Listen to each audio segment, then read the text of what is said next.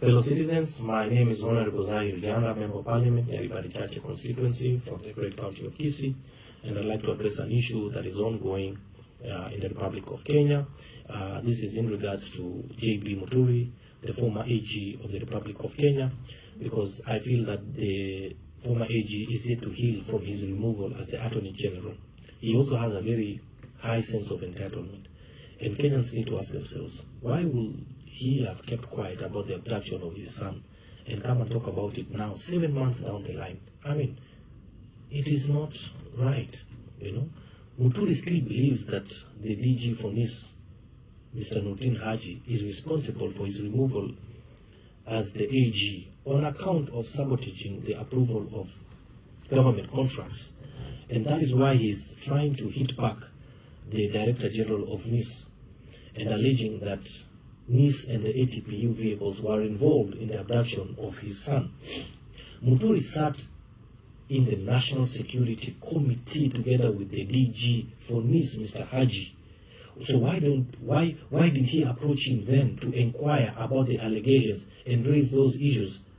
Muturi should stop those claims that it was the ATPU vehicles that were involved, and yet ATPU is not a unit of NIS, but part of the police service. 1 minute, he's talking about ATPU cars. The next minute, he's actually talking about NIS cars. And by the way, Mr. Nordin Haji has no police officers under his command. So why are you bringing the DG of NIS here into this mess? Muturi is actually looking for the easiest person to blame for the abductions, because he's simply putting blame on the DG of NIS, because he knows that the DG cannot come out to defend himself anywhere due to the delicate nature of his work, as NIS should not be a subject of public discussion. And Muturi knows that if he puts blame on the DCI or the police officers, they will go after him and they want him to prove his allegations and eventually even charge him. So that is why he is blaming Nordin Haji, because he knows he will do nothing. In the history of this country, we have never seen any DG for NIS coming out to defend himself or themselves. The same conspirators that were working with Muturi and Rigathi are still the same forces behind the 26th of June protests. They are now raising their heads high, blaming the government and the president and the DG for NIS.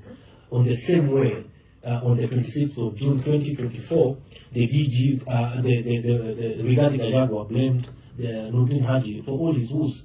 Let Muturi not hide behind Nordin Haji, as I have also personally spoken to some of my colleagues, the Honorable Kinjuri and the Honorable Kawanjiku, and they have denied seeing Mr. Muturi in any meeting in State House.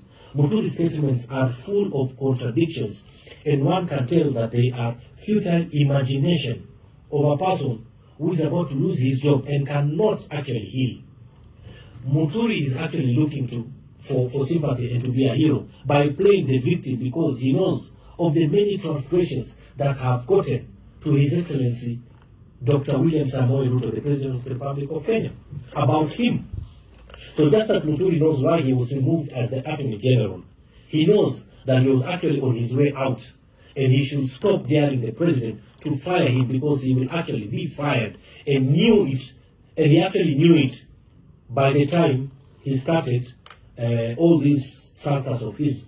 And I want to say it is inevitable that he will be fired. Let Muturi stop the sideshows and politics of blackmail and conmanship. If indeed he is an honest man and he wants Kenyans to believe, he should have told Kenyans 7 months ago what happened about his son. And now it is about the politics of 2027. That is why I want to believe that Rigathi Gachagua and Mr. Muturi, they want to come together so that they can form their own party. They can take over the DP party, the Democratic Party of Kenya, and Muturi wants to run as a presidential candidate. So all these side shows, wewe bwana Muturi, tumekuonea 18, heshimu rais, heshimu viongozi wa hii nchi. Thank you, God bless you, and God bless Kenya.